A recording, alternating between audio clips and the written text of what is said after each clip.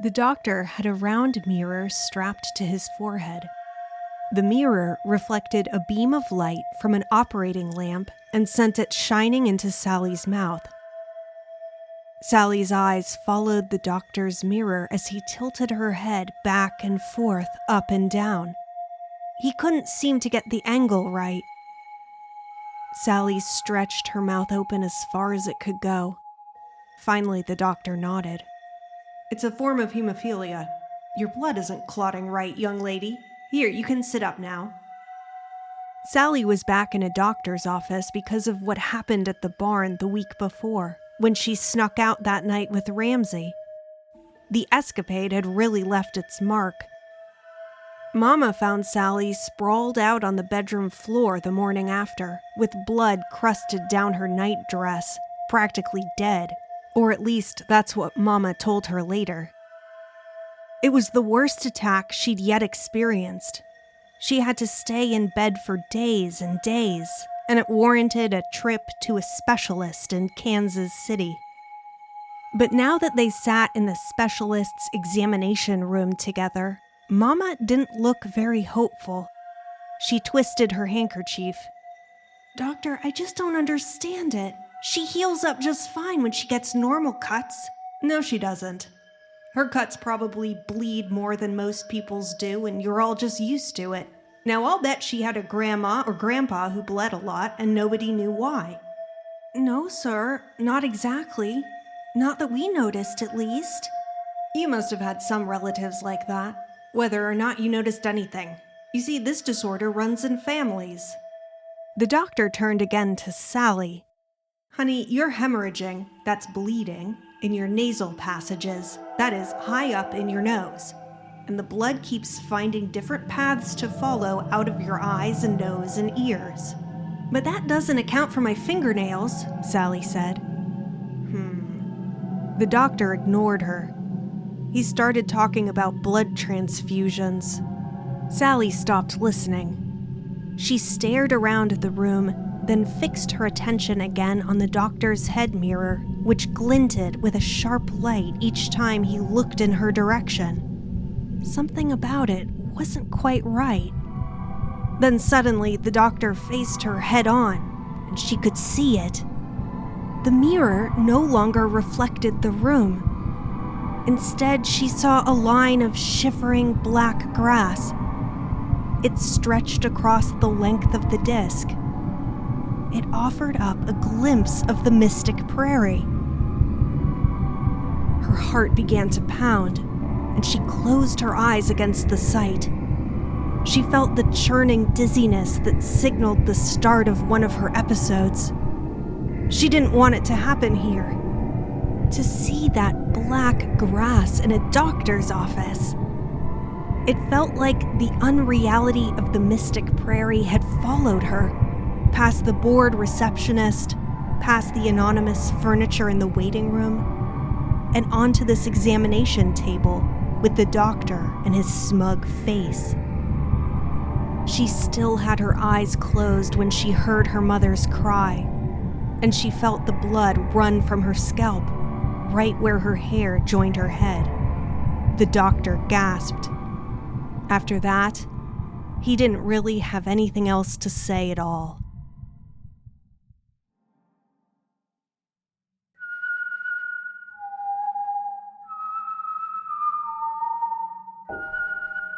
This is Mystic Prairie, a Fantasia of the Old West. Episode 5, New Testament. It's been a week since Sallie and Ramsey performed their experiment at the barn.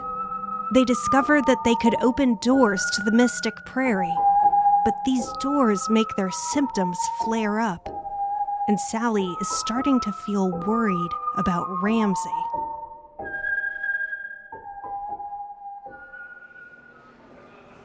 "Thank you, sir," Mama said, as they turned to leave the doctor's office. Mama looked more fluttery and concerned than ever. Her mouth wavered in a pink line across her face. Pastor Reeves had driven them into Kansas City. He met them in the waiting room. They all walked out to the car together. "Well, Doreen, how did it go?" Mama burst into tears. Sally's heart practically snapped in two, and the pity she always felt for her mother pressed against the walls of her throat. She'd never seen her mother cry like this, not ever. Mama, please stop crying." But Mama didn't answer. She just wept as they climbed into the car and drove away. Sally tried to distract herself from her mama's tears. The sight of the city fascinated her.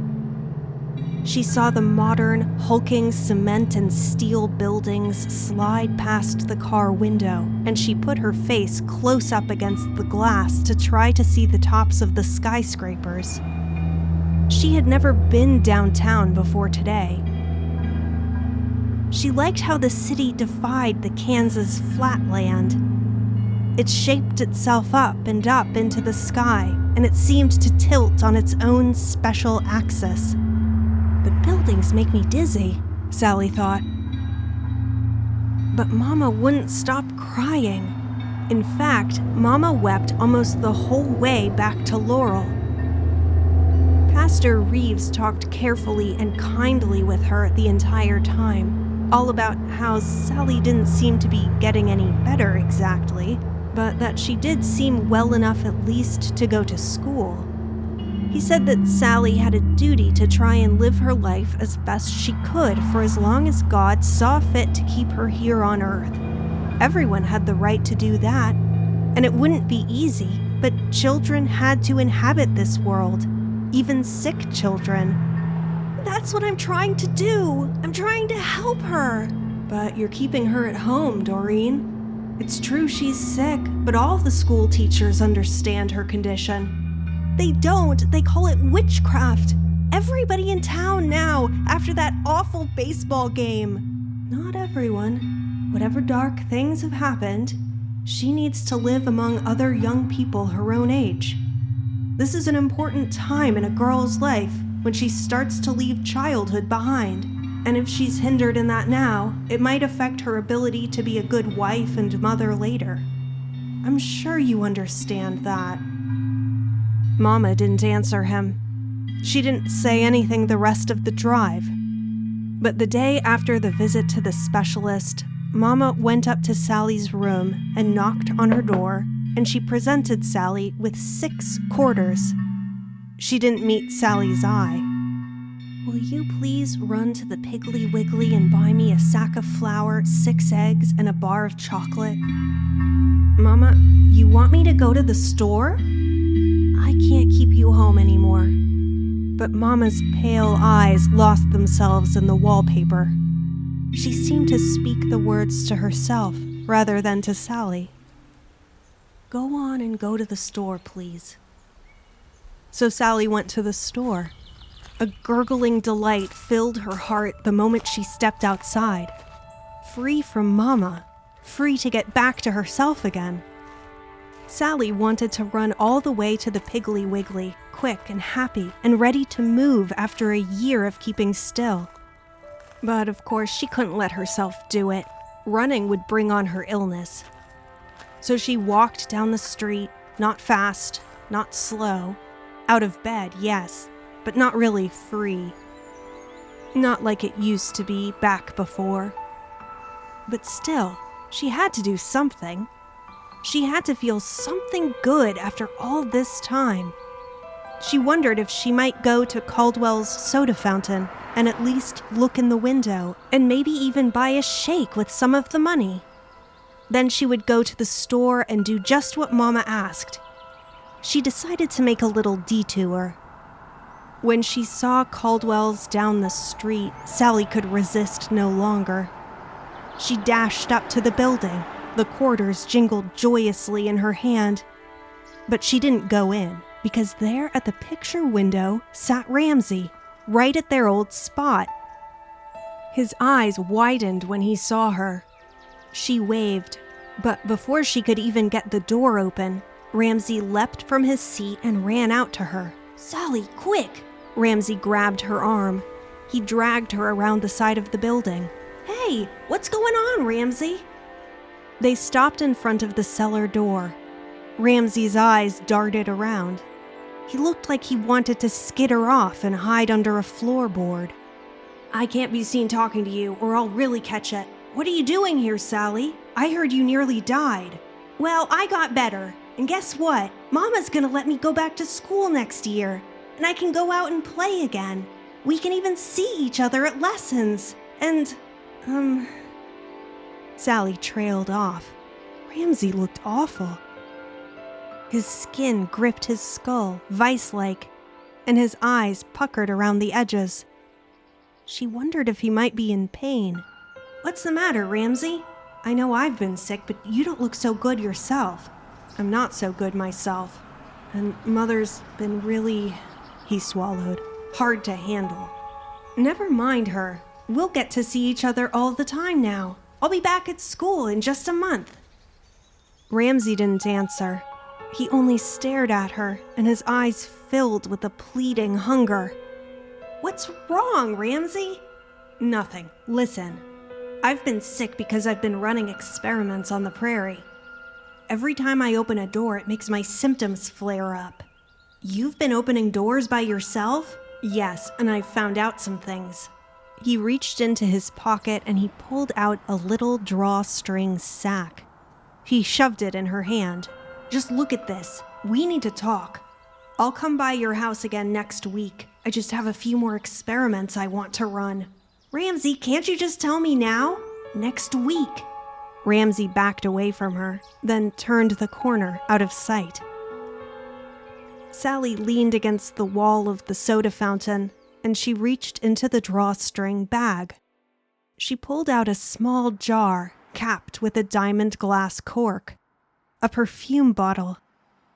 Inside the bottle, a winged insect flew about. Its wings thrummed. Its body kept glancing off the glass. Sallie took the bug for a housefly at first, but when she looked closer, she saw her mistake. Tiny, wicked-looking little hooks coated the bug's entire exoskeleton. The fly's abdomen terminated in a long, quivering stinger, which hung like a thread from its body. As she watched, a bead of liquid the color of milk glass formed at the stinger's tip. The jar didn't feel quite right either. It left a chalky residue on her palm. Curious, she dragged her fingernail across the surface of the bottle. Her nail gouged deep into the glass. The material splintered like soap and crumbled away. This bug is like no bug on Earth. Did he get this from the prairie? Sallie moved to tuck the jar away, but then she noticed that the pouch contained a folded piece of paper. She opened it. A list. Hastily jotted notes covered the page. Sallie recognized Ramsey's handwriting. At the top of the list, Ramsey had written the words, "My experiments," in block letters. She read, Portal Experiment 1. Bazooka Bubblegum. I put one piece of bubblegum through the door, not chewed. It came back in an unstable form. There was a small explosion. Sallie's neck tingled. She kept reading. Portal Experiment 2. Rose petals from the garden. I put one handful through. The prairie sent back something that looked the same, but the smell overpowered me. I got dizzy, slept for 6 hours after. I had dreams. Portal Experiment 3. Gideon Bible from the hotel in Michigan. I only put the New Testament through. Came back wrong. There were extra passages, whole extra chapters. Evil. I keep thinking of it. That story of Jesus casting out the demons. It was so different. I couldn't sleep after. How can a book know my name like that?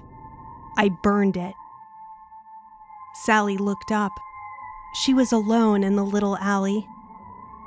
Portal Experiment number 4. Fly. Caught a fly in a jar and put it through the door to the Mystic Prairie. It came back changed, of course. But this time I waited a week. I held on to the changed fly the whole time. Then I put the changed fly back through the door. The door returned my old fly back again, definitely the same, but not dead. After a whole week in a bottle. I'm trying this again, for 2 weeks now. Sallie folded up the list. Something felt awfully wrong, though she couldn't put a name to her own worry. She thought of Ramsey's pasty face and the strange list of experiments, the way he sobbed on their walk to the barn. It all felt of a piece somehow. All those incidents implied a terrible secret picture she couldn't quite see. It put such a nervousness into her. She had a sudden urge, like she needed to grab hold of Ramsey and pull him back from the edge of some awful place, drag him back a whole year maybe, and drag herself back too. So they could laugh together, and Ramsey could scowl at her, annoyed and superior and secure in his cleverness, and they would again be safe. She walked back down the alley. Then she stared out at Laurel's Main Street as it stood empty in the sun. It's all gone wrong, she thought, but she didn't know what she even meant by such a statement. She just knew the words felt true. He's doing more experiments tonight, Sallie realized then, so he'll be at the barn. I'm going to go to the barn and talk to him. He needs me. Sallie snuck out to the barn that night after Mama left for work. She took her time. She walked real slow. In her old life, this geriatric pace would have maddened her. But now she just walked, and she listened to the grass crunch beneath her feet and smelled the night air. She realized that she'd got used to being alone over this last year in bed. And now she liked to walk slowly and listen to the night sounds all by herself, without anybody else to mind.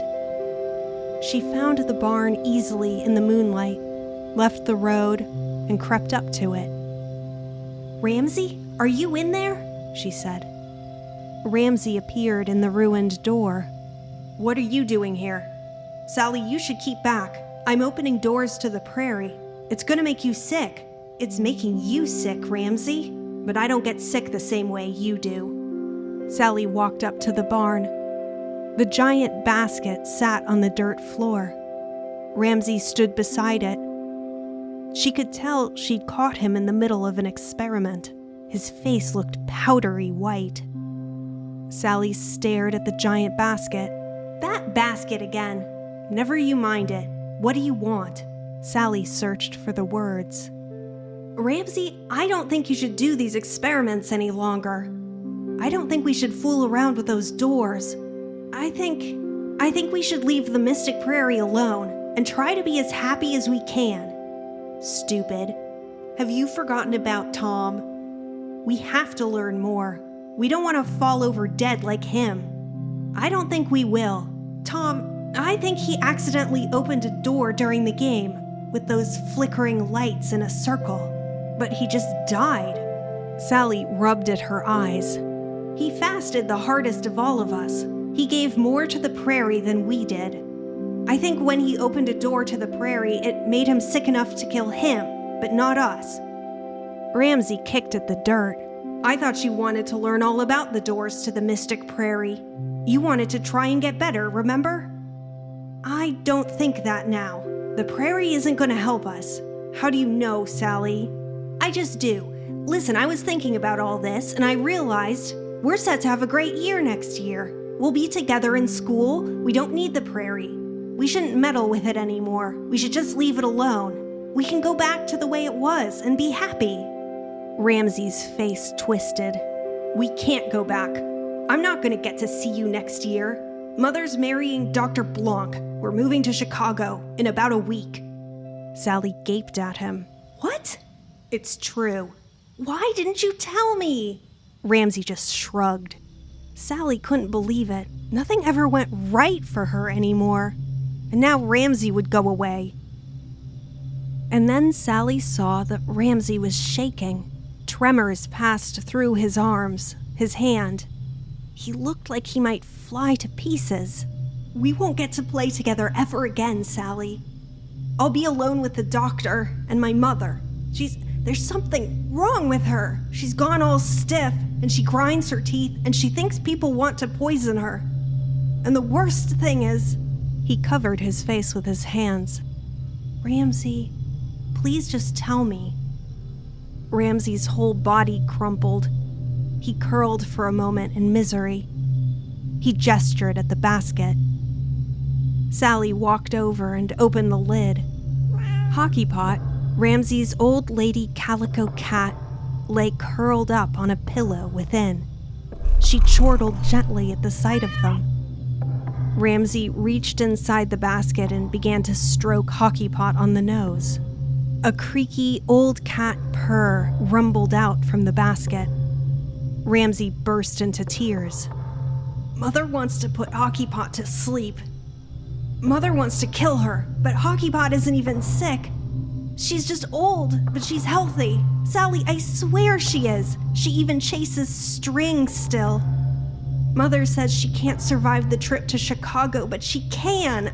I think Mother just wants Hockey Pot gone because she wants a clean break. She sold most of our stuff, but that's not fair, Sallie bellowed. I know it's not fair. What's fair got to do with anything? You're right. Fair's got nothing to do with it. I've been carrying Hockey Pot with me so Mother won't snatch her. But we're leaving so soon, I know it won't work once we start to pack. Ramsey lifted Hockey Pot out of the basket, and he gathered her up into his arms. The cat's soothing rumble filled the air between them. She's all I've got this whole last year. Now, he buried his face in the brown patch of fur on Hockey Pot's side. This isn't right. This just isn't right at all. Sallie stared at Hockey Pot's bony back. Ramsey, I've got an idea. Oh, an idea. Ramsey glared at her. I know what you'll say. You'll tell me to run off. Or you'll try to hide Hockey Pot yourself under your bed, but then your mother will just find out. Or one of your other dumb ideas that never work. Hush your mouth and listen. I know exactly what we'll do. Ramsey huddled himself over Hockey Pot. He didn't answer. You put a fly through that portal, and Ramsey, it didn't die. I don't think things can die on the Mystic Prairie. That was always part of the game. Nothing grows old there. So you listen to me now. It's the perfect place to hide Hockey Pot. But I'll never see her. But you'll know she's safe forever. Ramsey raised his face to look at her. There's gonna be a trade. The Mystic Prairie always makes a trade. It'll send something else back. Yeah, but that doesn't matter. Hockey Pot will be safe in there, but I'll miss her. He looked wide-eyed and lost. It wrung Sallie's heart to bits. But I guess I can keep her this way. Ramsey hid his face in Hockey Pot's fur again. All right, I'll do it. We still have everything we need from the last time we did this, both mirrors. Sallie ran across the room. She grabbed the heavy fleur-de-lis hand mirror. She picked up the music box. Come on. Okay, said Ramsey. I'm ready. They walked outside. Darkness wrapped them up in a dense, close blanket. A wind blew down from off the prairie. It touched their faces and ran a hand through Hockey Pot's fur. Sallie balanced one mirror up against the barn wall. We'll have to hustle, 'cause these doors make us get sick. So as soon as I open the portal, we'll want to close it again fast as we can. Tell me when you're ready. Ramsey nodded. Hockey Pot ground out her creaky purr until the barn wall seemed to buzz with it. Ramsey whispered something to Hockey Pot. Sallie couldn't hear what. And then he said, All right, do it. Sallie tilted the second mirror into place. and all at once it erupted into uncanny daylight, which streamed out across the grass. Sallie felt a bead of blood well up under her thumbnail. "Now," she said. Ramsey pushed Hockey Pot through the door. For one moment, the mirror blazed out into the dark, empty. And then a shadow fell across the mirror's surface. A creature stepped out of the Mystic Prairie. For an instant, Sallie saw the thing clearly. It horrified her. God, how could something move and breathe like Hockey Pot, even as it looked so distorted? She knocked the mirror away. The door to the Mystic Prairie closed. The light dimmed. She stared at the silhouette of the creature. It stood there, frozen, for one instant. Then it scrambled in between them and disappeared into the darkness beyond the barn. They listened to it dart away.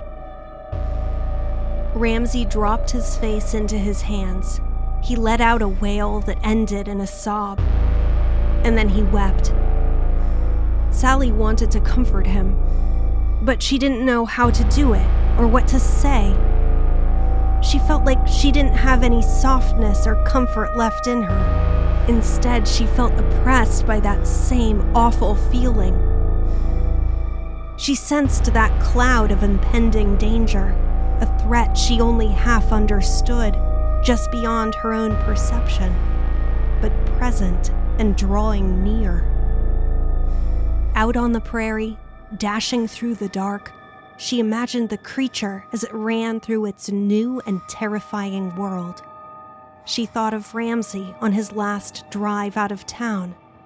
She thought of all the things they'd done together, all the things they'd made.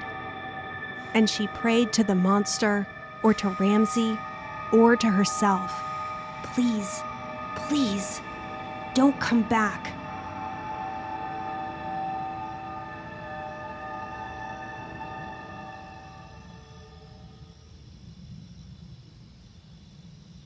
Mystic Prairie is a third Cosmonaut production, written and produced by Katherine Jameson and McKinley Baker.